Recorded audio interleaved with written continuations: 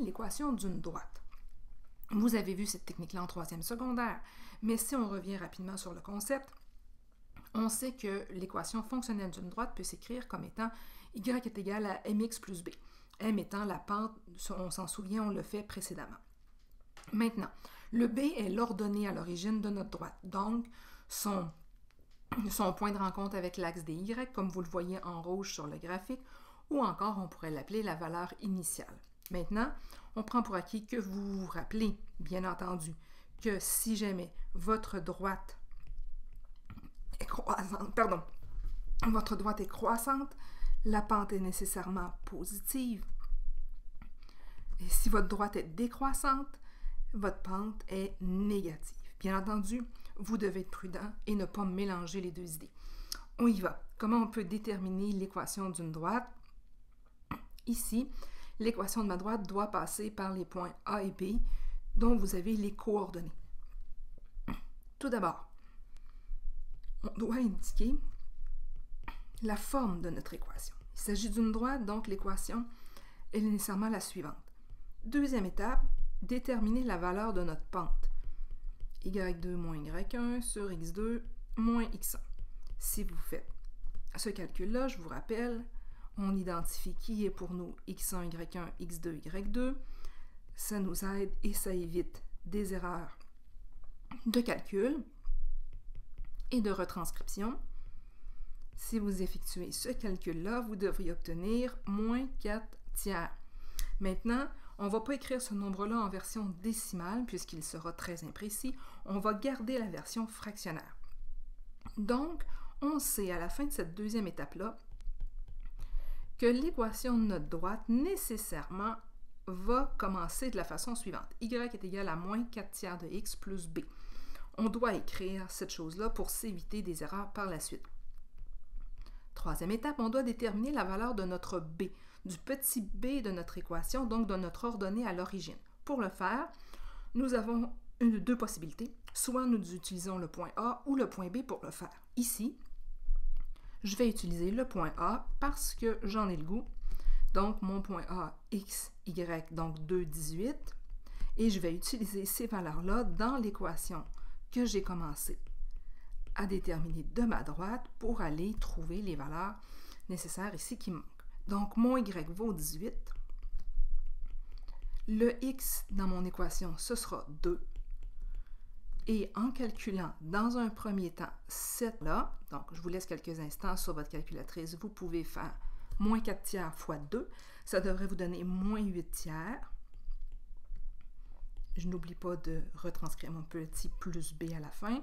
Maintenant, je dois m'organiser pour enlever le moins 8 tiers. Pour faire ça, on fait plus 8 tiers des deux côtés.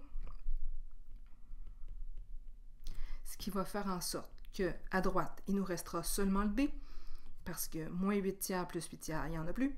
On a déjà fait ça auparavant. Et 18 plus 8 tiers, ça vous donne 62 tiers. Ce qui signifie à la toute fin qu'on est capable d'écrire l'équation de notre droite. Notre droite ici, c'est y est égal à moins 4 tiers de x plus la valeur du b qu'on vient de déterminer, 62 tiers. J'espère que vous vous en rappelez bien. Je poursuis avec l'exemple 2. Je vais avoir l'équation de cette droite-là. Ma droite passe par les points A et B suivants. Donc, le A pour moi, ce sera x1, y1 et le B, x2, y2. Et c'est avec ça que je vais faire les différentes étapes de ma recherche de mon équation. Première partie, nous écrivons la forme de notre équation.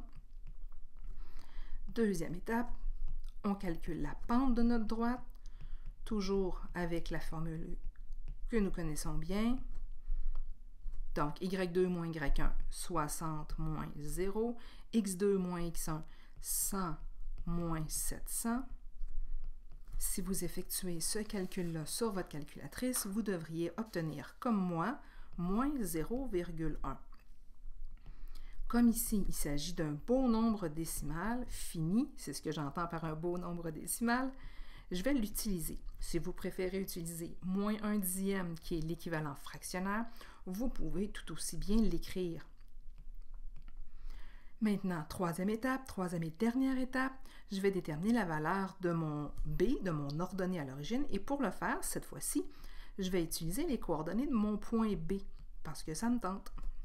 De toute façon, que je le fasse avec le point A ou le point B, ça ne changera rien. Ça va me permettre de trouver la même valeur d'ordonnée à l'origine dans mon équation. Donc, je remplacerai ça à l'intérieur de l'équation de ma droite que j'ai commencé à déterminer, qui a présentement cette forme-là. Donc, le Y vaut 60.